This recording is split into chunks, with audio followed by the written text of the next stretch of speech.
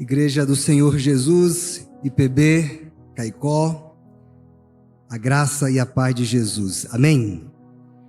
Quero expressar aqui a minha gratidão a Deus pela vida dessa igreja, pela vida do seu pastor, reverendo Niclésio, pastor dessa igreja, presidente do Sínodo do Rio Grande do Norte, amigo, companheiro de ministério desde Teresina, lá no STNE.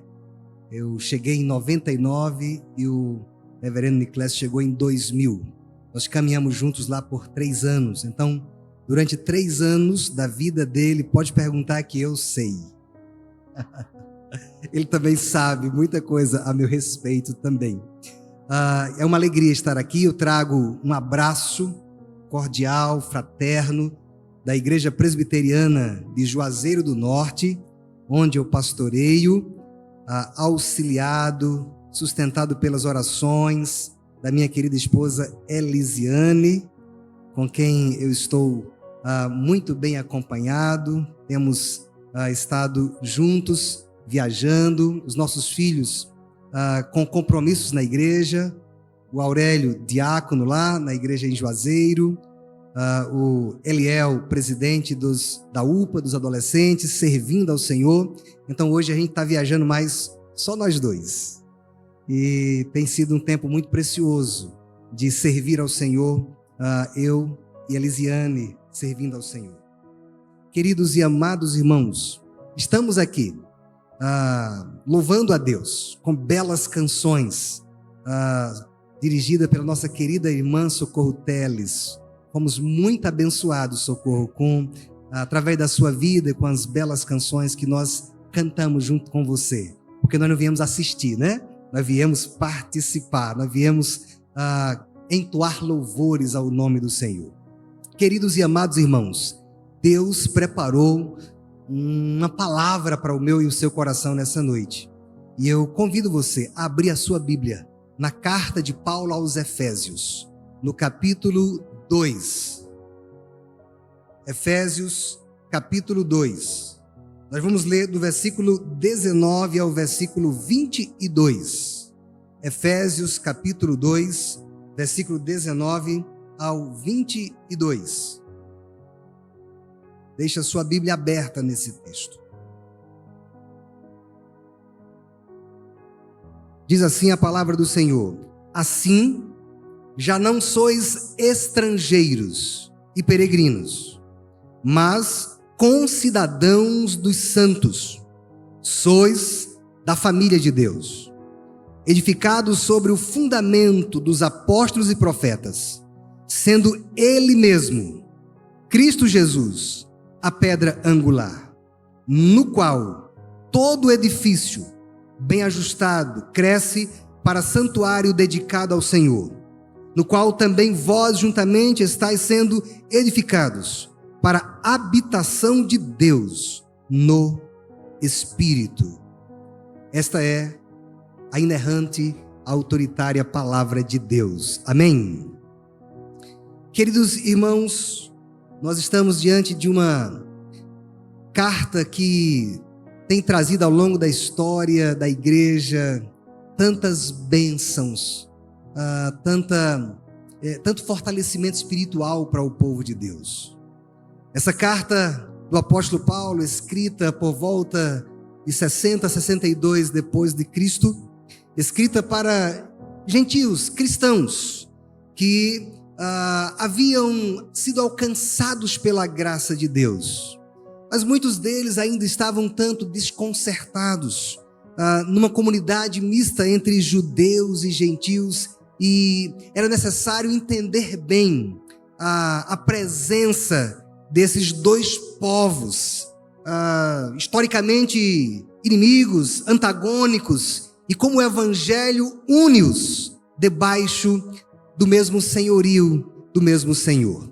No primeiro capítulo nós encontramos o grande plano de Deus para redimir um povo escolhido pelo Deus Pai na eternidade, um povo amado pelo Deus Pai, um povo adotado, predestinado pelo Senhor, um povo redimido, resgatado pelo sangue de Jesus, o seu Filho. um povo selado pela presença e pelo poder do Espírito Santo de Deus. No capítulo 2, a ênfase do apóstolo Paulo recai sobre a graça de Deus na salvação. Paulo descreve a nossa condição perdida nos versículos 1 ao 3. Quem éramos nós? Onde você estaria agora se a graça do Senhor não tivesse alcançado você? Estávamos mortos em delitos e pecados, escravos do mundo, escravos do diabo, escravos das paixões da nossa própria carne, filhos da ira, da condenação. Em seguida, o apóstolo Paulo então vai mostrar a maravilhosa intervenção de Deus na nossa história. E como aconteceu esse resgate? Deus nos amou e teve misericórdia de nós. Deus nos salvou, não pelos nossos méritos. Ele nos salvou pela sua graça, pelo seu favor que nenhum de nós poderíamos merecer. Fomos ressuscitados com Cristo. Saímos da sepultura e fomos elevados a assentar-nos nos lugares, nas regiões celestiais em Cristo Jesus. Criados em Cristo para boas obras, para vivermos vidas novas, vidas santas, vidas diferentes. Depois Paulo lembra que éramos gentios e como tais estávamos separados da aliança, separados da promessa de Deus, das provisões de Deus, nos versículos 11 e 12. E ele diz que enquanto gentios separados do povo da aliança, nós estávamos separados de Cristo, excluídos da comunidade do povo de Deus, estranhos às alianças, sem esperança, acordando a cada novo dia, mas sem uma razão para viver, sem esperança, sem Deus no mundo, sem participação nas bênçãos da salvação. Estávamos separados de Deus e da comunidade do povo de Deus. Os judeus possuíam a lei. Nós não tínhamos nenhuma revelação diante dos nossos olhos em termos redentor. Mas o apóstolo Paulo vai dizer que pelo fato dos judeus ter a Bíblia em casa, não era garantia que eles estavam salvos. Porque muitos deles, mesmo com a lei diante de si, não conheceram o Deus da lei. Eles tinham a lei de Deus, mas não se relacionavam com Deus como seu Pai. Portanto, tantos de perto precisavam da cruz de Cristo, quanto os de longe também precisavam do mesmo evangelho. Porque aqueles que estavam perto, não obstante tantos privilégios, eles foram tomados de arrogância, de orgulho, de exclusivismo espiritual e passaram a olhar os outros povos como cães gentios. Os gentios olhavam para eles e diziam: vocês são orgulhosos e prepotentes. E eles olhavam para os gentios e diziam: vocês são imundos, vocês são impuros, vocês são indignos. Como então juntar esse povo na mesma comunidade? Como então reconciliá-los com Deus e uns com os outros? Não há outra maneira, senão pela cruz do nosso Senhor e Salvador Jesus Cristo. Somente pela cruz. Através da cruz de Jesus, Deus reconcilia-nos com Ele. E Deus também nos reconcilia uns com os outros. Quem aqui não conhece o testemunho de alguém com quem havia uma inimizade histórica, e depois do Evangelho houve abraço, e depois do Evangelho houve perdão, e depois do Evangelho houve reconciliação, porque o Evangelho nos reconcilia com Deus, mas também nos reconcilia uns com os outros e nos move a sentar na mesma mesa, pois servimos ao mesmo Deus em Jesus. Aqui nos versículos 19 ao 22, nós temos o apóstolo Paulo trazendo para nós o novo relacionamento nosso com Deus. 3 imagens nós temos aqui nesses 4 versículos. 3 imagens para retratar o nosso relacionamento com Deus. Para que você lembre mais uma vez quem você era, ou quem éramos nós, e quem agora somos nós. 3 imagens. A primeira imagem é a imagem de um reino de cidadãos. Cidadãos do reino de Deus. A segunda imagem é a imagem de uma família. E a terceira imagem é a imagem de um grande templo. Um maravilhoso templo. Um belo templo. E em cada uma dessas imagens, o Senhor Deus quer que nós aprendamos ricas lições para a nossa vida. Deus quer falar ao coração desta igreja nesta noite. Olhemos então para a primeira imagem. O versículo 19. Assim, já não sois estrangeiros e peregrinos, mas concidadãos dos santos. Repitam, por favor. Assim,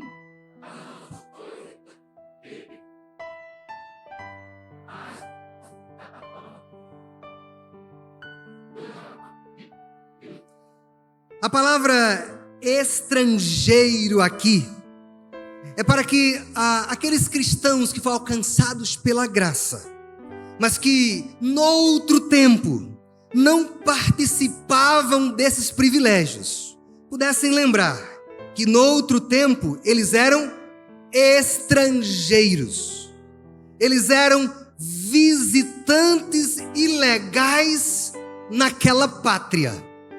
Eles estavam na cidade, mas eles não eram cidadãos daquela cidade. Eles eram tolerados a viverem ali, mas eles não tinham direitos e privilégios de cidadania. Eles não tinham cidadania. Eles eram de fora. Eles eram visitantes ilegais. Todos nós éramos visitantes ilegais. Eu sei que você já, quando criança, a sua mãe lhe deu o seguinte conselho: nunca fale com estranhos. Nunca fale com estranhos. Por quê? Porque estranhos são o tipo de pessoa que você não leva para comer na sua casa, porque você não os conhece, porque você não sabe quem eles são, você não conhece a história deles. Estranhos é o tipo de pessoa que você mantém cautela, você mantém-se desconfiados. Assim éramos nós, diante da pátria celestial. Estávamos do lado de fora. Nós éramos estrangeiros. Nós não tínhamos direitos e privilégio. Éramos estrangeiros. Éramos peregrinos ali. Nós não fazíamos parte daquela cidadania. Éramos ignorantes acerca de Deus e do povo de Deus. Estávamos do lado de fora, olhando para as bênçãos de Deus, mas não entendendo que aquelas bênçãos poderiam um dia ser nossas também. Antes de Cristo estávamos do lado de fora da salvação. Agora, diz o apóstolo Paulo, vocês pertencem a este reino. Vocês não são mais estrangeiros. Vocês agora podem ser chamados para participar dessa mesma cidadania. Vocês são cidadãos de uma nova pátria. Agora não sois mais estrangeiros. Agora em Cristo Jesus, gentios e judeus passam a fazer parte da mesma nação, o Israel de Deus, o Israel espiritual. Em Cristo Jesus, houve uma mudança de posição. Passamos a ter novos privilégios, passamos a ter novos direitos. Agora nós temos a nossa certidão de nascimento espiritual. Agora nós temos direitos e privilégios. Nós somos cidadãos de uma nova pátria. Deixamos a condição de excluídos, de estranhos. Fomos aproximados, fomos reconciliados. Temos acesso ao trono da graça. Somos cidadãos, temos comunhão com Deus. Agora não somos mais estranhos. Agora podemos participar das mesmas alegrias e das mesmas bênçãos. O grande pregador galês, Dr. Martin Lloyd Jones, ele escreveu: já não vivemos com passaporte vencido.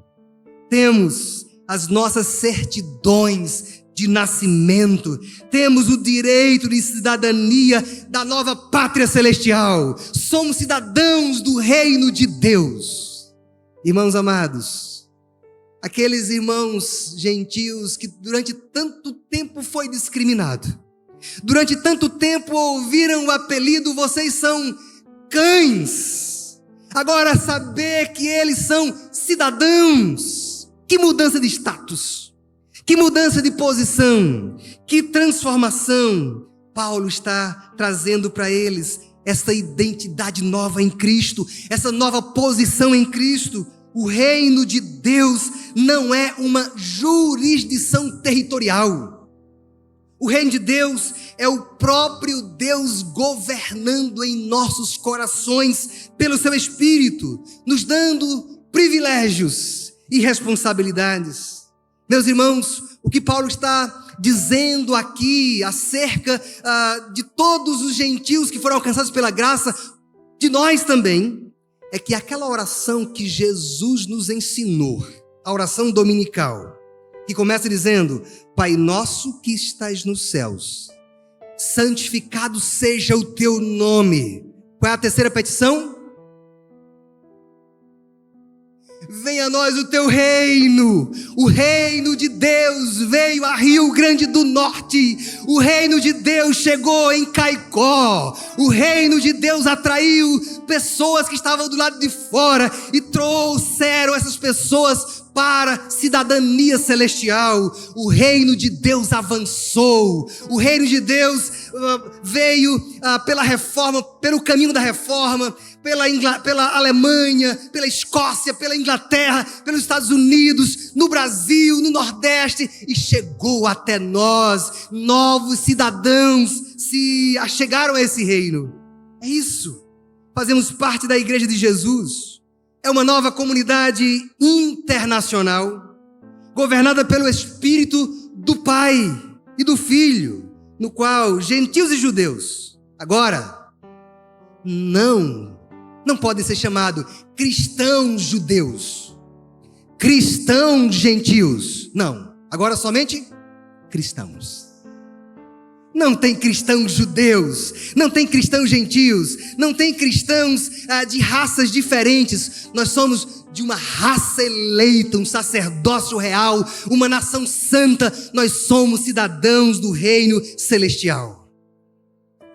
Irmãos amados, quando o apóstolo Paulo escreveu essa carta, o Império Romano estava vivendo o seu apogeu, a sua grandeza, a sua riqueza, suas grandes conquistas. E Paulo era cidadão romano. Naquela época, alguém bater no peito e dizer assim: eu sou cidadão romano, era uma grande honra, era um grande orgulho. Paulo, ele não levantou a bandeira: eu sou cidadão romano. Ele não levantou a bandeira: eu sou cidadão judeu. Ele levantou a bandeira e disse: eu sou cidadão cristão. Eu sou cidadão do reino celestial.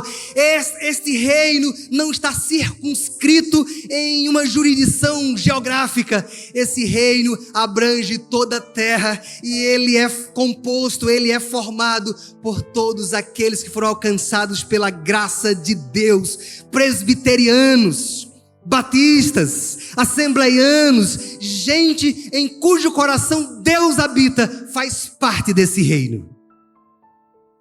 Queridos irmãos, nós temos uma nova cidadania.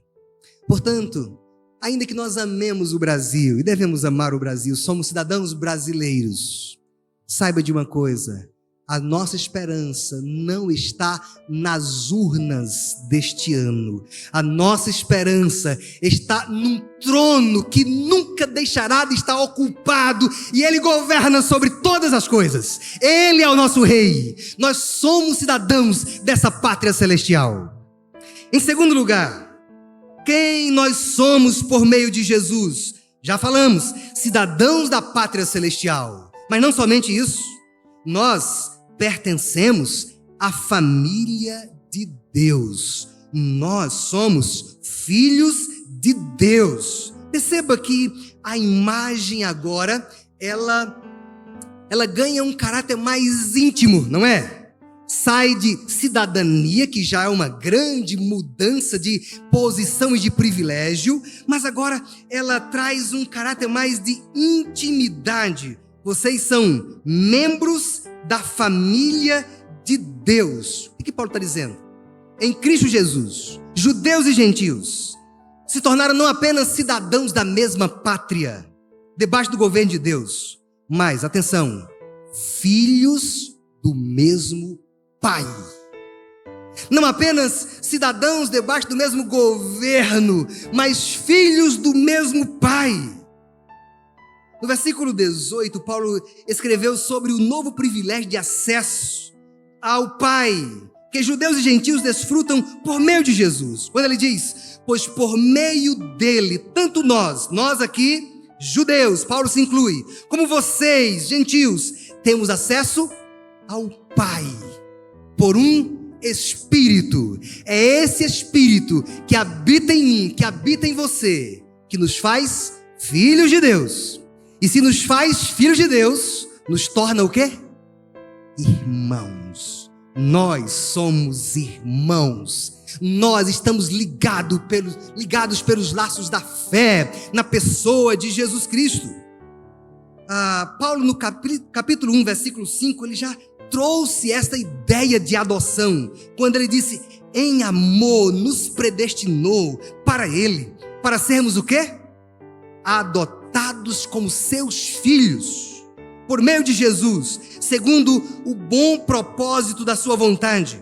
Ainda, no capítulo 3, versículo 14 ao 15, ele diz, um só Deus, Pai de todos.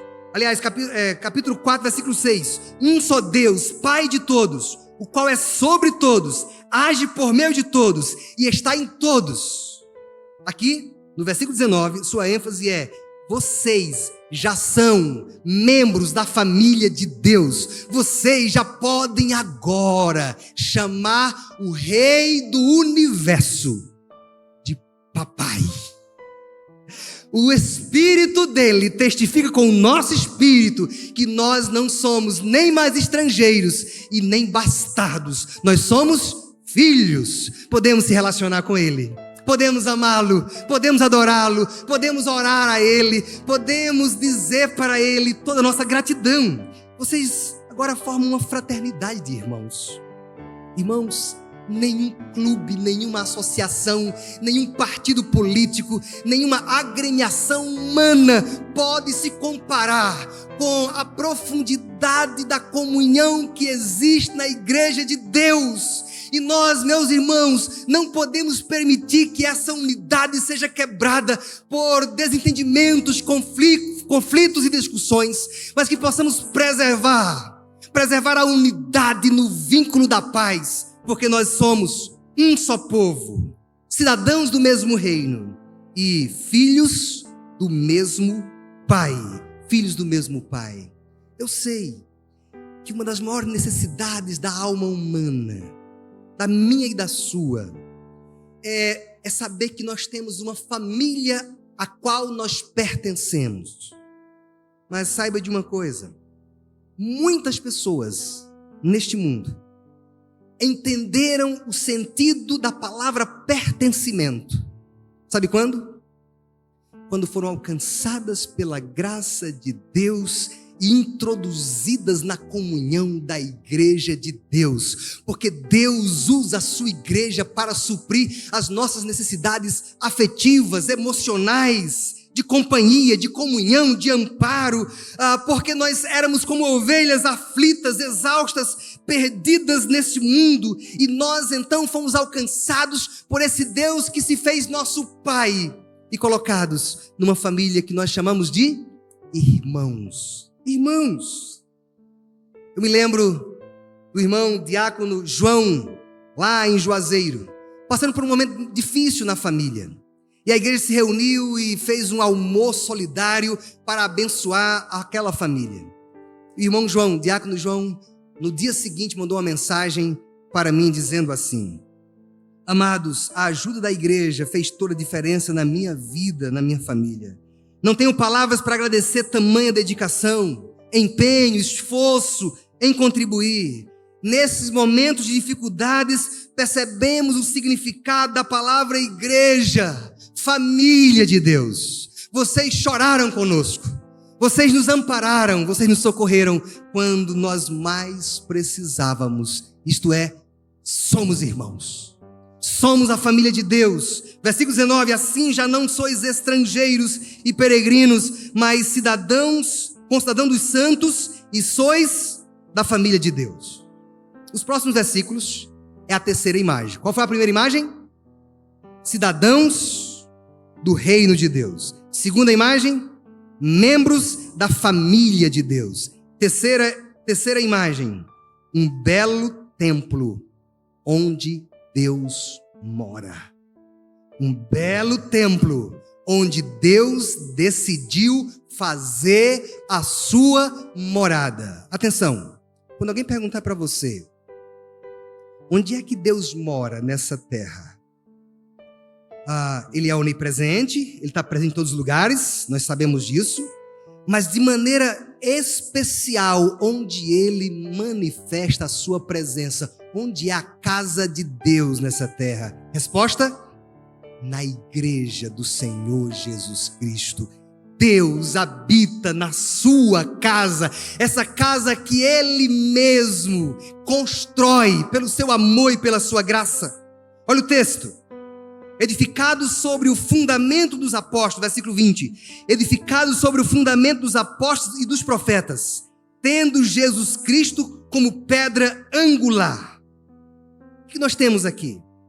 Nós temos o fundamento da igreja do Senhor. O fundamento e a pedra. O fundamento é a escritura apostólica, inspirada pelos 12 apóstolos, de maneira especial pelos 11. A escritura que foi deixada a nós como palavra de Deus. A escritura do Novo Testamento, a escritura do Antigo Testamento é o fundamento da igreja. O fundamento da igreja é a escritura sagrada. Profetas e apóstolos, profetas Antigo e Novo Testamento, apóstolos, Novo Testamento. Aqui está o fundamento da igreja. A Reforma usou o seguinte slogan para definir isso. Quem lembra? Sola Scriptura. Somente as Escrituras. A igreja está fundamentada na palavra de Deus. Não pela engenhosidade humana, não pela imaginação humana, não pelos coachings, mas pela inerrante, autoritativa palavra de Deus. Agora, qual é a pedra que une todo o edifício? Qual é a pedra principal? Qual é a pedra que mantém o edifício ajustado?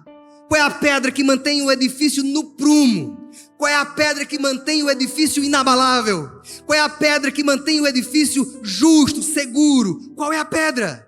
Resposta: Jesus Cristo. Jesus Cristo é a pedra angular. Jesus Cristo é essa pedra de esquina que mantém todo o edifício unido, que mantém as paredes unidas. Jesus Cristo é aquele que sustenta a igreja dele. Ele como a pedra principal. Ele que sustenta a sua igreja. Irmãos, se por um lado nós afirmamos somente as Escrituras, edificados sobre o fundamento dos apóstolos e profetas, por outro lado nós dizemos também o quê? Somente Jesus Cristo.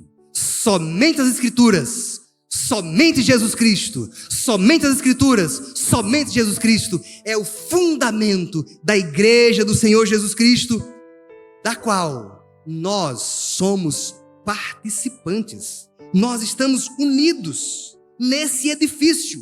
Olha só, aqui nós temos uma grande lição de unidade e crescimento, porque o texto continua dizendo, versículo 21, no qual, que é em Jesus, todo o edifício, bem ajustado, unido por essa pedra angular que é Cristo, bem ajustado, cresce para santuário dedicado ao Senhor, no qual também vós juntamente estáis sendo edificados para a habitação de Deus no Espírito. Vou perguntar para vocês, qual era o propósito do templo no Antigo Testamento? Habitação de Deus. Ali Deus revelava a sua glória. Ali Deus revelava a sua presença. Ali Deus se mostrava para o seu povo. Mas Deus já estava preparando aquele povo para a destruição daquele lugar. Os discípulos levaram Jesus para contemplar a construção imponente do segundo templo, mostrando a beleza do templo. Palavra de Jesus: aqui não ficará o quê?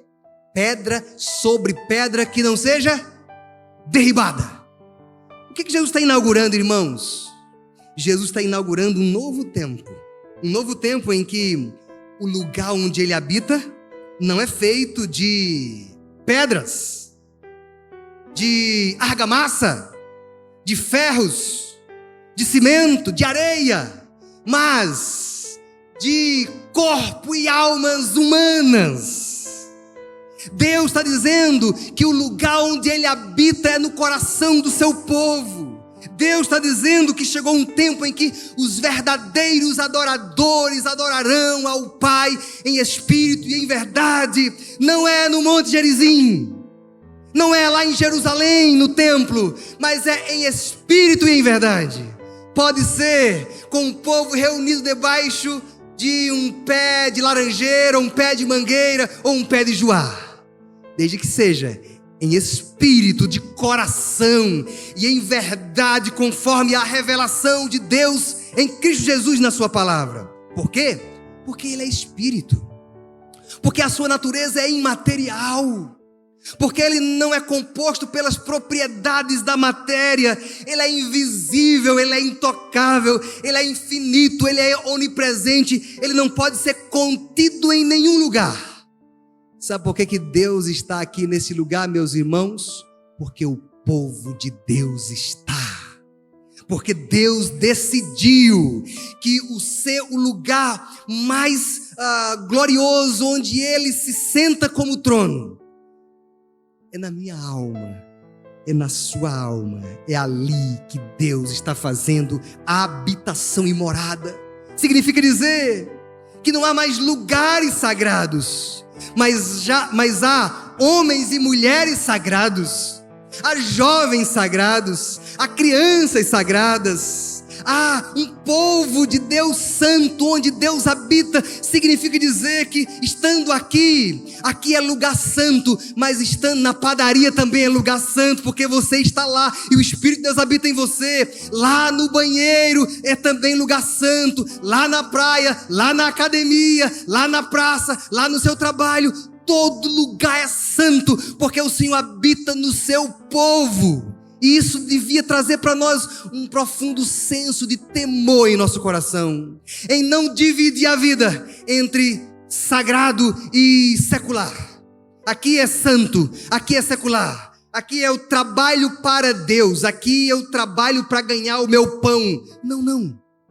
Nós estamos servindo ao Senhor em todos os lugares, em todos os momentos da nossa vida. Nós somos agora o quê?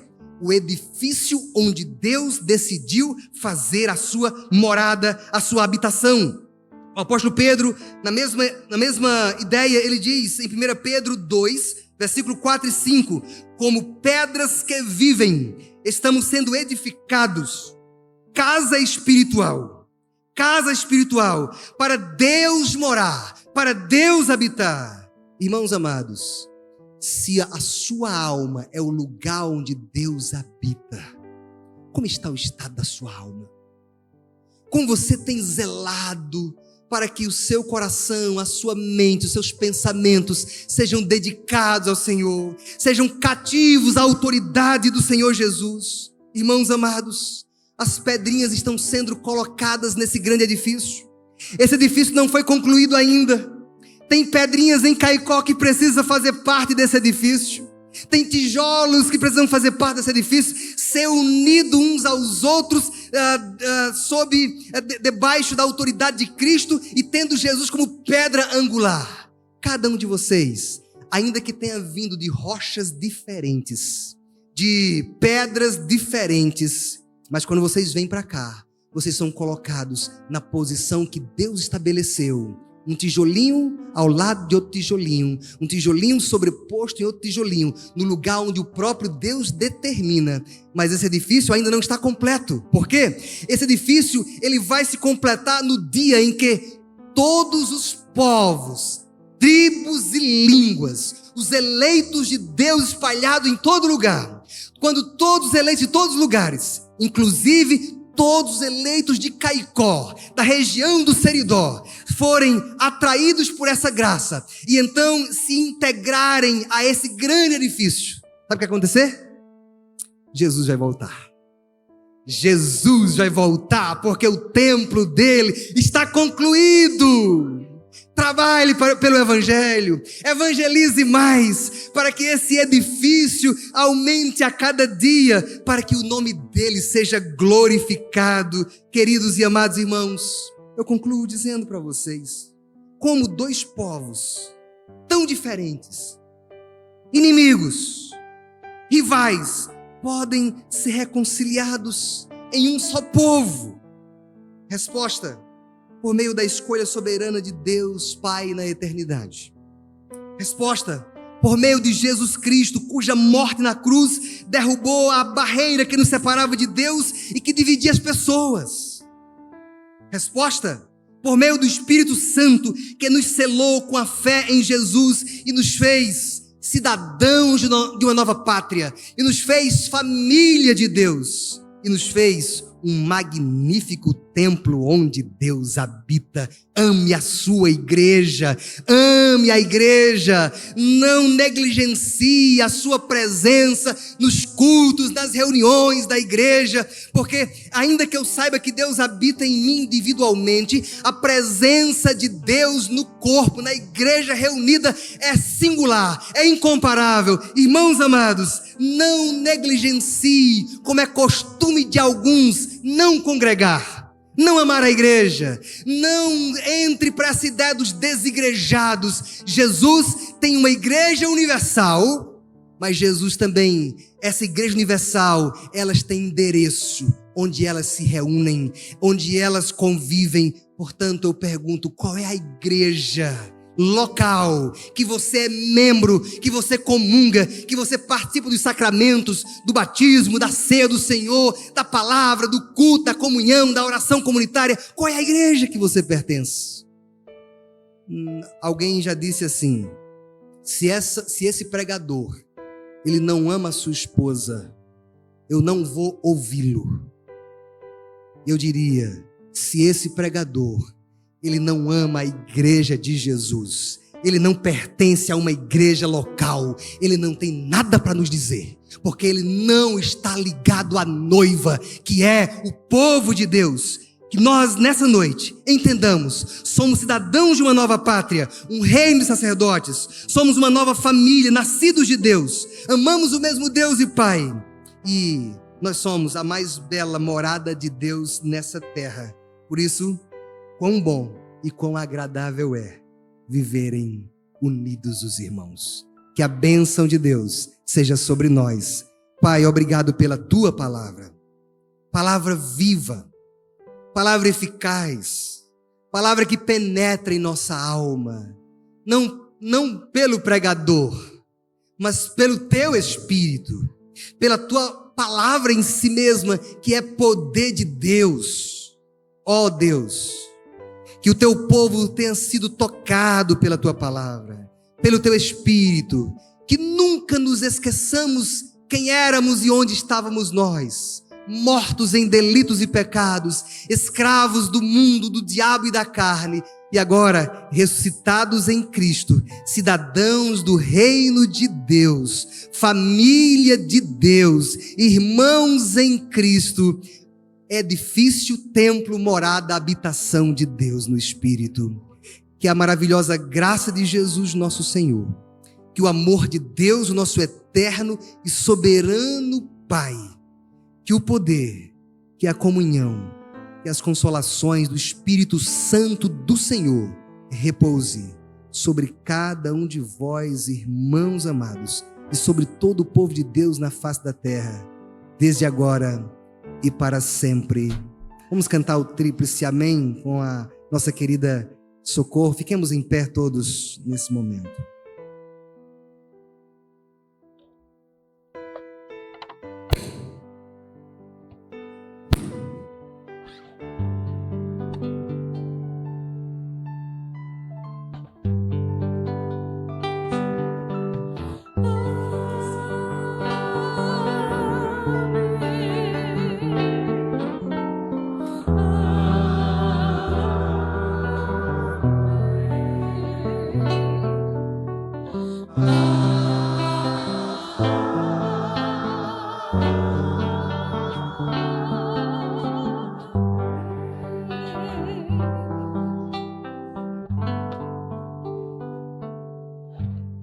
Que banquete maravilhoso o Senhor nos reservou nesta noite. Sente-se um pouquinho que eu tenho um convite muito especial para você, mas antes desse convite, eu quero externar aqui a nossa gratidão a você que atendeu ao nosso convite e nos deu a alegria de estarmos juntos nesta noite celebrando ao nosso Deus. E a Igreja Presbiteriana de Caicó diz a todos que nos visitam como? Sejam bem-vindos em nome de Jesus. Como é lindo ver a família do Senhor reunida. Os irmãos da congregação de Vaz e Alegre, Paulo VI, Lagoa da Serra, congregação Filadélfia, as igrejas aqui da região representada, reverendo Julimar. Aqui está o Ceará, viu?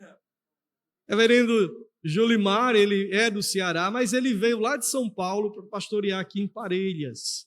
Marcos Aurélio, reverendo Marcos, lá da Igreja Presbiteriana do Juazeiro, do Ceará, que está com a esposa, né? Ele disse, eu tenho 3 anos, né, de história para contar também. Aqui, irmãos, está frutos das sementes desta igreja. Reverendo Genaildo, pastor da Igreja Presbiteriana de Santa Cruz, Felipe, que também é filho da casa, o reverendo Felipe, pastor auxiliar nessa igreja, e o reverendo Flávio. E olha só como Deus faz. O reverendo Marcos falando, e eu falando com ele, eu como filho desta casa, porque todo o Seridó foi alcançado através da igreja em Caicó. E hoje o Rio Grande do Norte, eu sou presidente do Concílio Estadual do Sino do Rio Grande do Norte, e o reverendo Flávio Cirino, presidente do Concílio Regional. Então, as sementes, os frutos desta igreja, esta igreja que é viva, esta igreja que é atuante, ela continua avançando, como falamos aqui no memorando através da nossa irmã Zurizadai.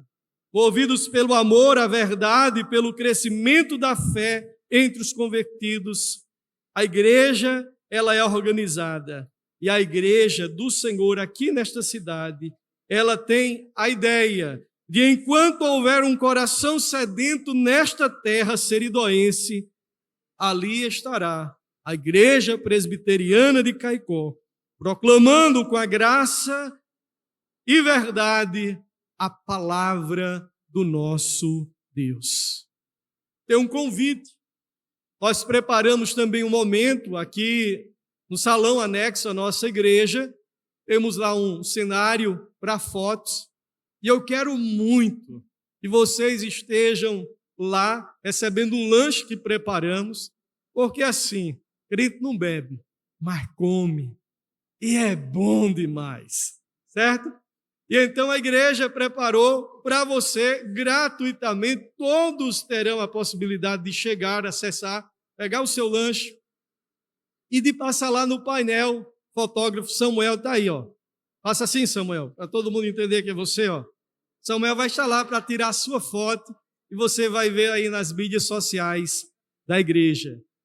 Tá ok? Então, a nossa gratidão e estender o convite, porque amanhã nós teremos nosso segundo momento, novamente, o reverendo Marcos Aurélio, a nossa irmã Socorro Teles, e aqui ela está em casa, e ela sabe muito bem como ela disse. E é tão maravilhoso estarmos juntos celebrando o nosso Deus. Amanhã também teremos um momento após o culto, a honraria da comenda presbítero Miguel Guedes Filho.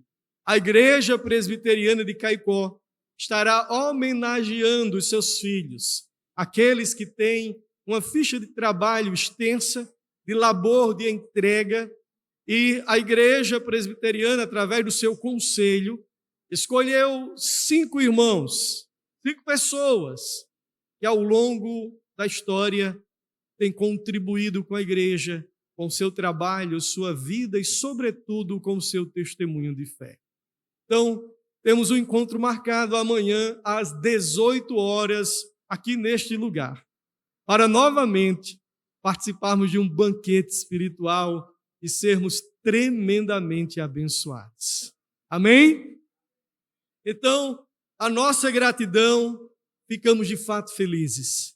E eu quero agora que você fique de pé. E aqui nós temos, assim, um ritual quando terminamos as nossas celebrações. Você foi abençoado por Deus? Você foi abençoado por Deus? Aí você olha para a pessoa que está do seu lado, dá um sorriso bem lindo, daquele do comercial da Colgate, sabe? Mostrando os dentes. E aí você deseja uma boa noite a essa pessoa, deseja que a paz do Senhor seja sobre ela, amém?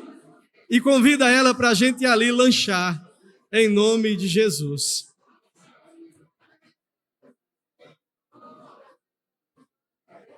E a gente vai dar prioridade ao pessoal que veio de fora, das caravanas. Nós vamos fazer aqui uma foto com os pastores, tá certo?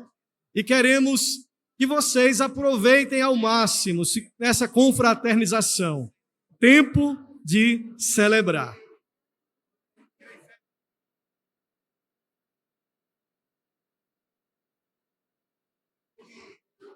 Por gentileza, tire aqui a foto. Pedi um fotógrafo aqui, tire uma foto da gente.